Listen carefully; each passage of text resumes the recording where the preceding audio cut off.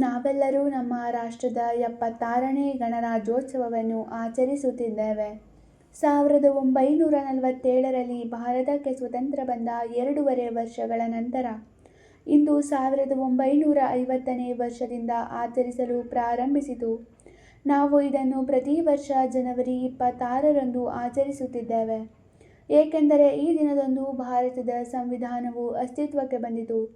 ಭಾರತದ ಪ್ರಜೆಗಳನ್ನು ಆಳುವ ಶಾಸಕಾಂಗ, ನ್ಯಾಯ ಒದಗಿಸುವ ನ್ಯಾಯಾಂಗ ಹಾಗೂ ಜನರಿಗಾಗಿ ಕೆಲಸ ಮಾಡುವ ಕಾರ್ಯಾಂಗಗಳು ಹೇಗಿರಬೇಕು, ಯಾವೆಲ್ಲ ನೀತಿ ನಿಯಮಗಳನ್ನು ಕಟ್ಟಳೆಗಳನ್ನು ಅವರು ಪಾಲಿಸಬೇಕು ಎಂಬೆಲ್ಲ ಸೂಚನೆಗಳನ್ನು ಹಾಕಿಕೊಟ್ಟ ಸಮಗ್ರ ಮಾಹಿತಿಗಳ ಸಂಗ್ರಹವೇ ಸಂವಿಧಾನ.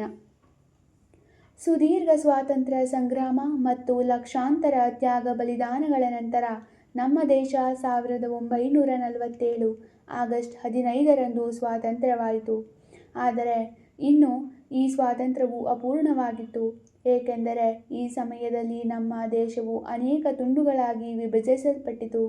ಇದು ದೇಶದ ಒಂದು ದೊಡ್ಡ ಸವಾಲಾಗಿತ್ತು. ಏಕೆಂದರೆ ನಮ್ಮ ದೇಶಕ್ಕೆ ತನ್ನದೇ ಆದ ಯಾವುದೇ ಲಿಖಿತ ಸಂವಿಧಾನ ಇರಲಿಲ್ಲ. ವ್ಯಕ್ತಿಯಾಗಲಿ ದೇಶವಾಗಲಿ ಶಿಸ್ತು ಇಲ್ಲದೆ ಯಾವುದೇ ಅಭಿವೃದ್ಧಿ ಸಾಧ್ಯವಿಲ್ಲ. ಇದನ್ನು ಗಮನದಲ್ಲಿಟ್ಟುಕೊಂಡು 299 ಸದಸ್ಯರನ್ನು ಹೊಂದಿರುವ ಸಂವಿಧಾನ ಸಭೆಯನ್ನು ರಚಿಸಲಾಯಿತು. ಡಾ. ರಾಜೇಂದ್ರ ಪ್ರಸಾದ್ ಅಧ್ಯಕ್ಷತೆ ವಹಿಸಿದ್ದರು.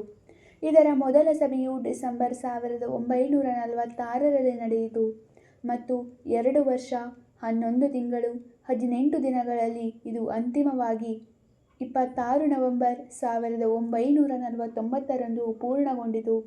ಇದನ್ನು 26 ಜನವರಿ 1950ರಂದು ದೇಶಾದ್ಯಂತ ಜಾರಿಗೆ ತರಲಾಯಿತು.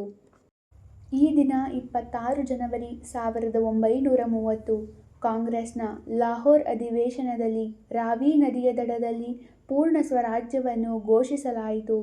ಭಾರತೀಯ ಪ್ರಜೆಗಳಾದ ನಾವು ನಮ್ಮ ದೇಶಕ್ಕೆ ಸಂಪೂರ್ಣ ಜವಾಬ್ದಾರರು. ನಾವು ನಮ್ಮನ್ನು ನಿಯಮಿತವಾಗಿರಬೇಕು, ಸುದ್ದಿಗಳನ್ನು ಓದಬೇಕು ಮತ್ತು ದೇಶದಲ್ಲಿ ನಡೆಯುತ್ತಿರುವ ವಿದ್ಯಮಾನಗಳ ಬಗ್ಗೆ ತಿಳಿದಿರಬೇಕು. ಸರಿ ಮತ್ತು ತಪ್ಪು ಏನು ನಡೆಯುತ್ತಿದೆ, ನಮ್ಮ ನಾಯಕರು ಏನು ಮಾಡುತ್ತಿದ್ದಾರೆ ಮತ್ತು ಮೊದಲನೆಯದಾಗಿ ನಾವು ನಮ್ಮ ದೇಶಕ್ಕಾಗಿ ಏನು ಮಾಡುತ್ತಿದ್ದೇವೆ. ಹಿಂದೆ ಭಾರತವು ಬ್ರಿಟಿಷರ ಆಳ್ವಿಕೆಯಲ್ಲಿ ಗುಲಾಮ ದೇಶವಾಗಿತ್ತು. ಇದು ನಮ್ಮ ಸಾವಿರಾರು ಸ್ವಾತಂತ್ರ್ಯ ಹೋರಾಟಗಾರರ ತ್ಯಾಗದ ಮೂಲಕ ಹಲವು ವರ್ಷಗಳ ಹೋರಾಟದ ನಂತರ ಸ್ವಾತಂತ್ರ್ಯವನ್ನು ಪಡೆದುಕೊಂಡಿತು.